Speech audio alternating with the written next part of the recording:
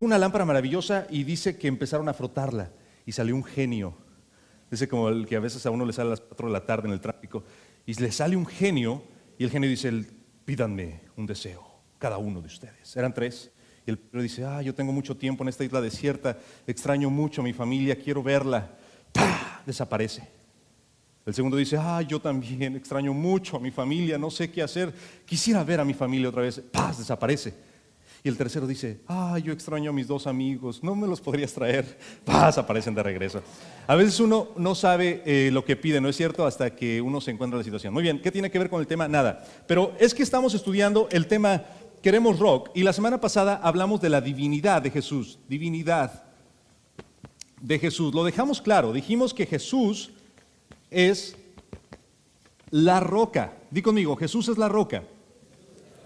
Si esa afirmación que tú acabas de decir es verdad, entonces tu vida sufre una revolución total. Jesús es la roca. De hecho, la semana pasada aprendimos un pasaje bíblico, esta semana vamos a memorizar otro, el cual es más fácil porque tiene puros 2.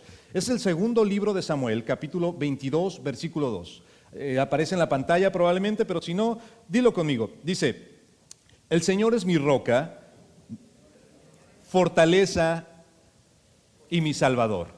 Una vez más, el Señor es mi roca, fortaleza y mi salvador. Una vez más, el Señor es mi roca, fortaleza y mi salvador. Es el segundo libro de Samuel, capítulo 22, versículo 2. Si esto es verdad, no hay nada te podrá mover. Escúchame bien, te voy a decir esto una vez más. Si el Señor es tu roca, nada te puede mover. Te acaban de enviar esa carta donde dice que tienes un adeudo y que no vas a poder salir libre, que probablemente estás en peligro de caer en la cárcel, que tienes la amenaza del desempleo. Has escuchado rumores de que te van a desocupar en tu trabajo. La enfermedad te está azotando. Cualquiera que sea la situación, aún sea llamado divorcio, deportación, como le quieras poner, si Jesús es tu roca, nada te podrá mover. Escúchame bien, no estoy diciendo que no vas a tener problemas. Esto no se llama una teología de la prosperidad. Claro que vas a tener problemas, porque los problemas son los que te han hecho mejor persona hasta el día de hoy. Es gracias a los problemas que ahora eres lo que eres. Y tienes la integridad que tienes, gracias a los problemas. Dios no promete quitarte los problemas. Dios lo que promete es que nada te va a mover. Por eso el Señor es nuestra roca. Segundo libro de Samuel, capítulo 22, versículo 2. Dilo conmigo, por favor. Fortaleza, mi Salvador. Así que esta semana, cuando vengan esas situaciones tensas donde dices, es que quiero llorar, pero ¿por qué? No sé, está lloviendo mucho, me pongo triste con la lluvia. Cuando venga ese momento, y en realidad no es de que no sepas por qué no quieres llorar, es que hay algo en tu corazón, si no es que estamos mal. Cuando tú sientes ganas de llorar es porque tu corazón te está diciendo, desahógate, lo que algunos le llaman una catarsis. Muy bien. Recuerda eso, por favor. La semana pasada hablamos de la divinidad de Jesús, su origen divino, cómo el origen de Jesús cambia totalmente la forma en la que nosotros vivimos. Pero el día de hoy hablaremos de la humanidad de Jesús y te lo voy a escribir con letra roja. Humanidad. Porque Jesús, además de ser divino, Jesús fue humano.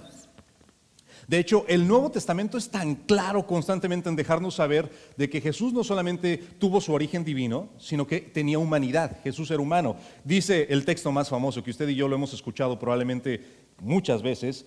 Dice, el Verbo se hizo carne y habitó entre nosotros.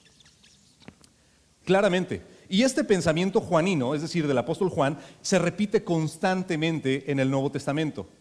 Es el apóstol el que nos quiere dejar claro que Jesús vino a esta tierra. Ahora, 2 ideas surgieron, y quiero que usted se las grabe de memoria. 2 ideas. Una de ellas se llamaba el docetismo, que tiempo después que el cristianismo fue fundado, los docetistas decían, no, ¿cómo Jesús va a encarnarse? Si Jesús es el Hijo de Dios, no puede algo tan puro, tan santo, encarnarse en un cuerpo humano que es tan impuro.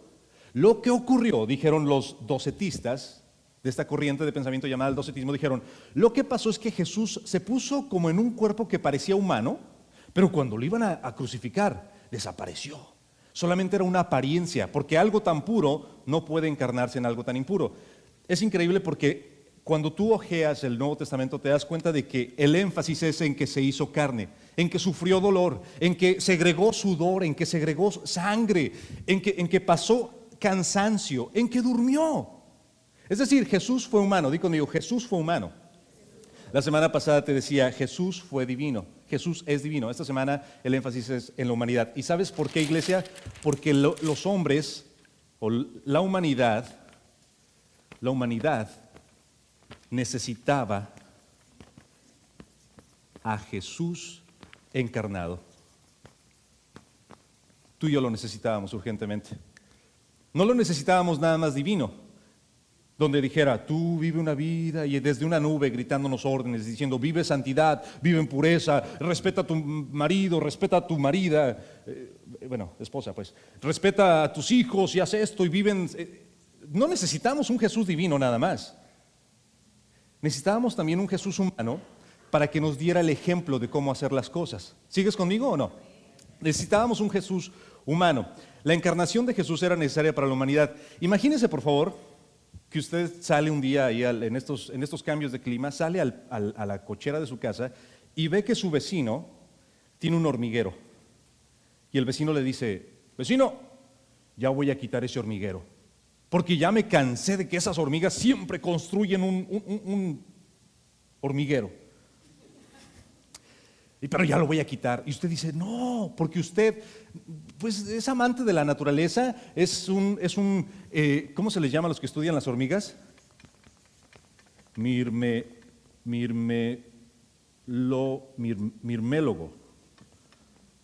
Si usted estudiara insectos sería entólogo.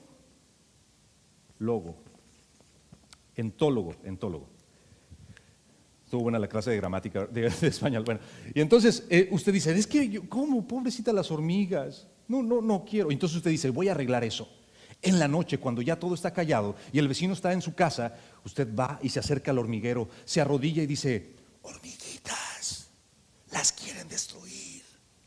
El vecino las va a destruir. Escapen. Obviamente usted no ve nada y dice, estas hormigas cabezonas no me hacen caso. Pero mañana lo voy a arreglar. Así que el día siguiente se levanta usted muy temprano, llega con un altavoz hasta el hormiguero.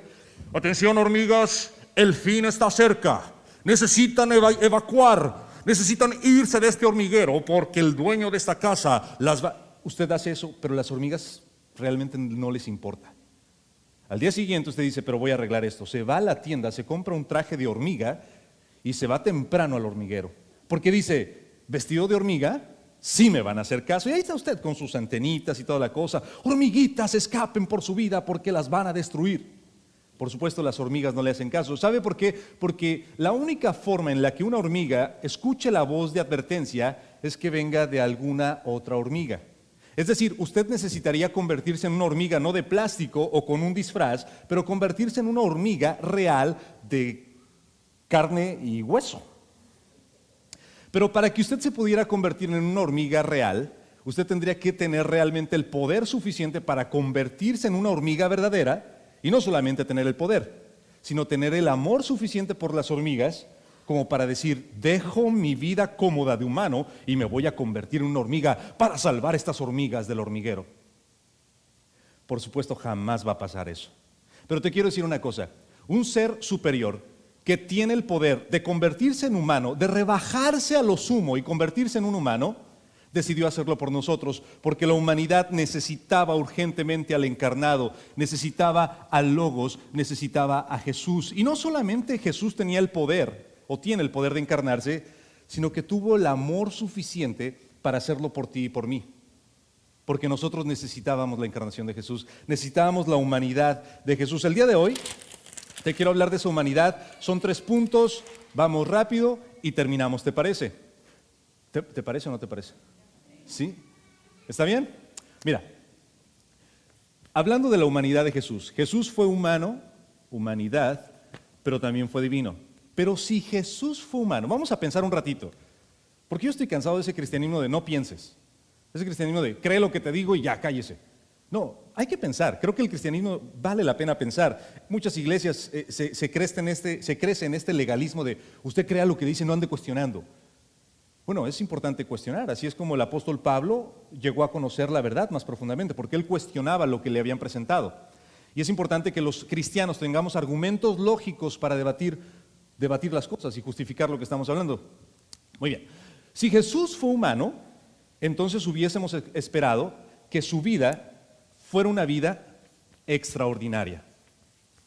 ¿No es cierto? Se espera.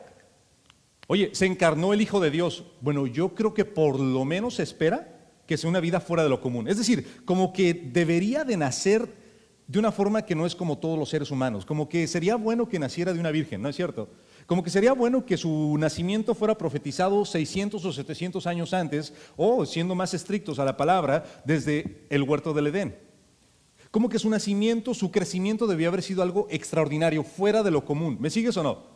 Si Jesús se hizo hombre, como dice la Biblia que lo hizo, su vida, su nacimiento, debió haber sido de una forma extraordinaria.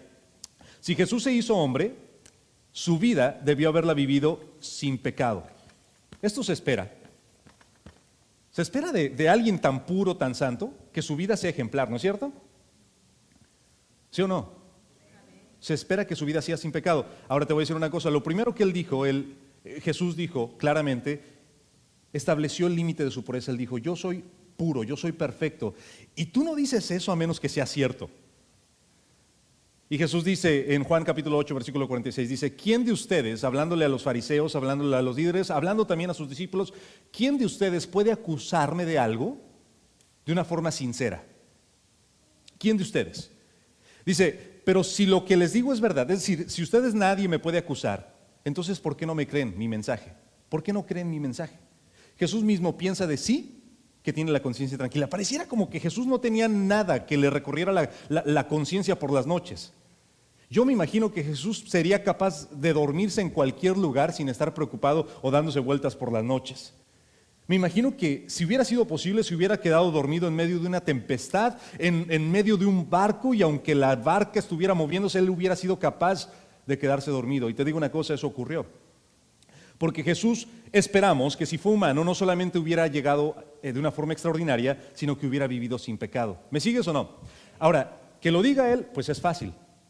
Pero también lo dijeron sus discípulos. La gente que estaba alrededor dijeron que él era una persona extremadamente pura, santa, perfecta. Digo, él vivió con sus discípulos aproximadamente 3 años. 3 años. 6 meses es lo que se necesita para conocer una persona. ¿No es cierto?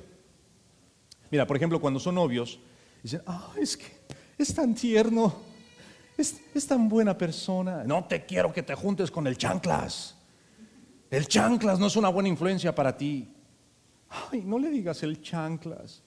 Sus amigos no le dicen el chanclas, le dicen el nabo. Tú dile el nabo también. Y como sea, pues que le digan, pero no es una buena influencia. Sí, pero cuando yo me case lo cambio. Ay, chiquita. El asunto es que después de los 6 meses, se da cuenta que el señor Nabo no era como parecía. En realidad era una persona muy torcida, porque después de 6 meses te das cuenta. De hecho dicen, ¿quieres conocer a Andrés? Vive con él un mes. ¿No es cierto? Es hasta que vives con alguien que te das cuenta cómo es en realidad esa persona. Estos discípulos estuvieron con Jesús 3 años, tiempo suficiente para darse cuenta de algún error. Además de eso eran judíos. Los judíos eran entrenados para identificar las faltas de los demás. Parecían iglesia cristiana, evangélica, no sé, de la iglesia de Cristo. Sabían perfectamente los errores de todo mundo, pero en ocasiones no veían los propios. ¿No es cierto? Tantos errores que tenemos nosotros cuando apuntamos, que 3 dedos nos apuntan a nosotros y uno apunta al otro. Los discípulos estaban entrenados en eso, porque eran judíos. Sabían identificar las faltas de alguien más. Sin embargo, ellos expresan que Jesús fue sin pecado. En todo momento lo expresaron. El testimonio de los que lo rodearon, por ejemplo, si tú piensas en el ladrón, en la cruz, él dijo, este hombre ningún mal ha hecho. Nosotros estamos aquí porque estamos pagando lo que merecen nuestros actos, pero este hombre ningún mal hecho. De hecho, otro hombre llamado Pilato, que estaba cerca de Jesús, dijo, este hombre no sé de qué lo acusan, sinceramente este hombre no ha cometido ningún delito. Para que un gobernante como Pilato dijera tal cosa, realmente necesitaba vivir de una forma sin pecado.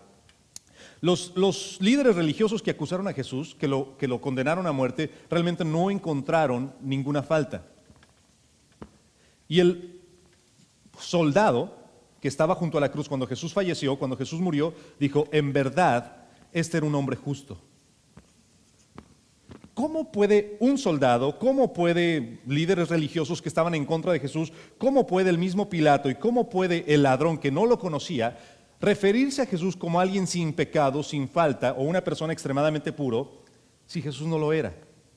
Podrás engañar al que no te conoce, pero aquellos que están cerca de ti por tanto tiempo no los puedes engañar. Sin embargo, todo testimonio apuntaba de que Jesús fue sin pecado. En esta vida Jesús fue humano, eso es cierto, pero vivió sin pecado. ¿Me sigues?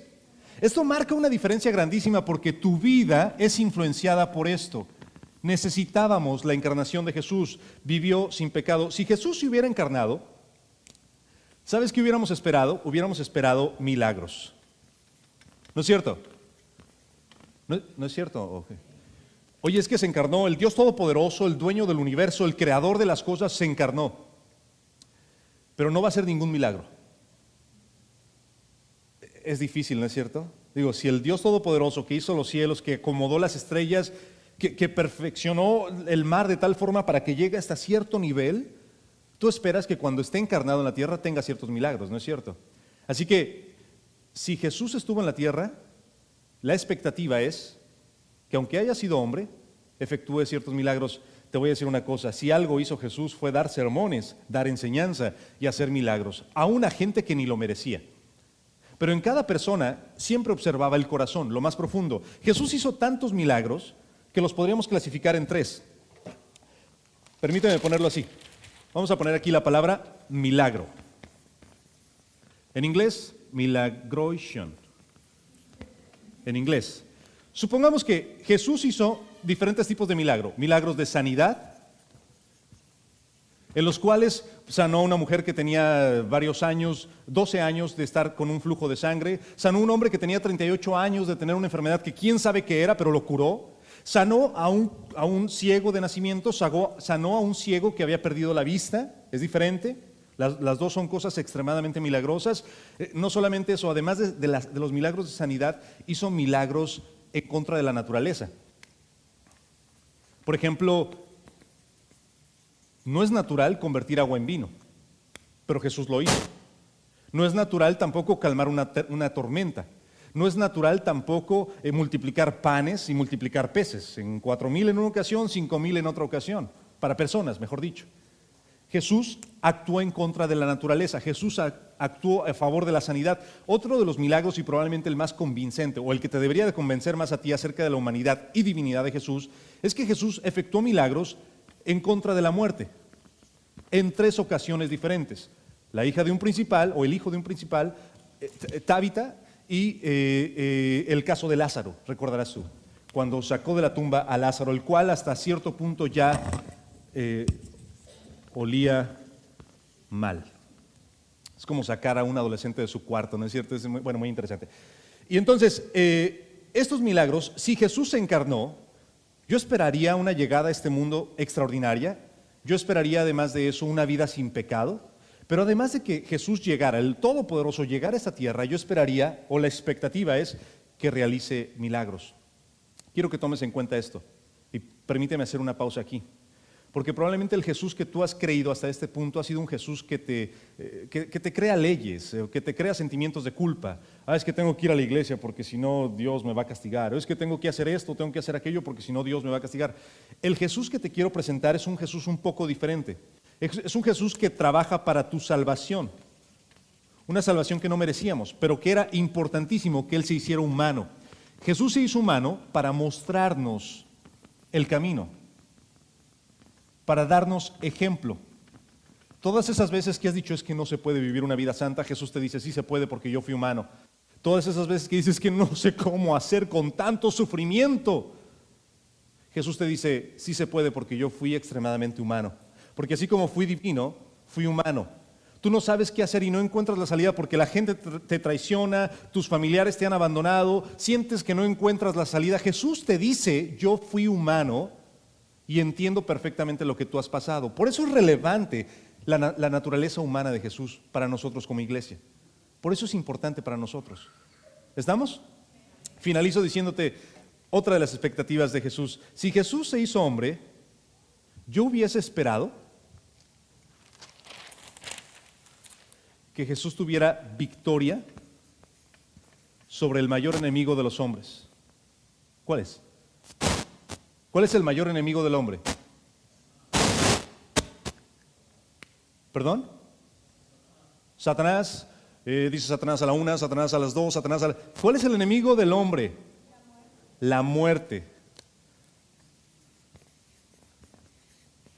Es el enemigo número 1 del hombre. Todos los hombres que han luchado contra ella han perdido. O dime a alguien que no ha perdido la batalla en contra de la muerte. Napoleón, el más grande conquistador, la perdió. Alejandro Magno, el más grande ejemplo, motor de la cultura griega, perdió la batalla en contra de la muerte. Todos en algún momento la vamos a perder. Y yo no sé si tú te has puesto a pensar, pero esa persona con la que estás sentada a un lado, algún día no va a estar. Necesitamos ser conscientes de esto. De hecho, no sé si tú sepas, pero lo único que tenemos seguro en esta vida es la muerte. No tenemos seguro ir a la universidad, no tenemos seguro casarnos, no tenemos seguro ir a las Olimpiadas. No sé, no tenemos seguro nada. Lo único que tenemos seguro es la muerte. Pero te voy a decir una cosa, en el caso de Jesús, yo esperaría que el Hijo de Dios, el Todopoderoso, cuando viniera a esta tierra, venciera lo que yo no pude vencer, o lo que yo no he podido vencer, o lo que yo no puedo vencer. Y esto es la muerte, y Él lo hace. Es interesante, déjame leerte esto. Jesús no fue asesinado, no pienses en eso. Tampoco fue obligado a morir. Jesús entregó su vida voluntariamente. Jesús no fue una víctima. En todo este caso de su persecución, muerte, sepultura, Jesús no es la víctima. Jesús está en control de todas las cosas. Jesús habló cuando se le dio la gana hablar. Jesús calló cuando decidió callar. Cada paso que el Señor dio, lo dio con propósito. Jesús entregó su vida voluntariamente. En todo el proceso ignominioso o vergonzoso de su juicio y ejecución, Él estuvo en control. En la resurrección encontramos otro testimonio importante de lo que se espera de un Dios encarnado. Por lo tanto, no hay otro milagro más grande que yo me pueda imaginar como aquel que vence la muerte. Jesús fue humano, pero te dice, así como yo vencí la muerte, tú también.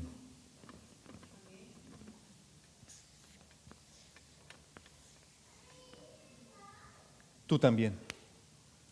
Si Jesús venció la muerte con poder, eso significa que tú también la puedes vencer. De hecho, su resurrección es el testimonio, es la promesa de que tú y yo algún día le recibiremos entre las nubes, de que algún día estaremos con Él, de que vamos a vencer el mayor enemigo del hombre. Entonces, si eres un vencedor de la muerte, ¿por qué entonces permites que la depresión, la soledad, la tristeza, la derrota contamine tu vida? Si tú eres un vencedor de la muerte, ¿por qué permites entonces que las situaciones cotidianas y superfluas de esta vida te afecten? Yo te quiero motivar a que la humanidad de Cristo, su victoria sobre la muerte, muevan tu vida, que sean tu estandarte, que sean tu escudo, tu mover, tu roca. ¿Sabes? Porque Jesús es la roca que sustenta mi vida, que sustenta nuestra vida. Así que yo te quiero invitar a que cambies de mente, cambies de mentalidad. Si Jesús se hizo humano, entonces esperamos un nacimiento extraordinario, esperamos una vida sin pecado, esperamos un testimonio por parte de los que le rodean. Pero sobre todas las cosas esperamos de un Dios encarnado que tenga el poder para vencer la muerte. Y te digo una cosa, Él lo hizo. Y lo hizo por ti, lo hizo para ti. Ya no vivas como aquellos que son derrotados por la muerte, sino vive como aquellos victoriosos que celebran día a día que seremos reunidos con nuestro Dios.